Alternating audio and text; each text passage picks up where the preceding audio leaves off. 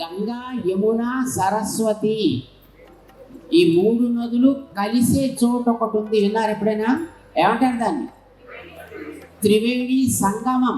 దానికే ప్రయాగ్రాజ్ అని పేరు. మొన్నటిదాకా సుమారు 65-70 కోట్ల మంది స్నానాలు చేసి పవిత్రమైనటువంటి ఒక ప్రపంచ రికార్డ్ బ్రేక్ చేసినటువంటి ఒక కార్యక్రమం జరిగింది. మనంతా పేపర్లోను, రేడియోలో, టీవీలో చూసుంటాం. మనం కూడా కొందరమైన వెళ్ళి, ఎంతమంది వెళ్ళారు మీరులో ప్రయాగ్రాజ్? ఎక్కువ మంది వెళ్ళలేదు, కానీ కొద్దిమంది అయితే వెళ్ళారు. సంతోషం. అక్కడ త్రివేణి సంగమము అంటారు. గంగా, యమున, సరస్వతి 3 కలుస్తాయి.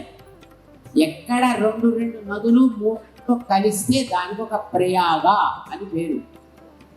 కలిసే సంగమానికి ప్రయాగ అని అంటారు అన్నమాట.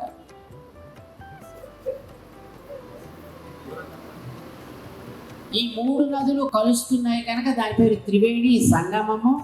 అదొక ప్రయాగ.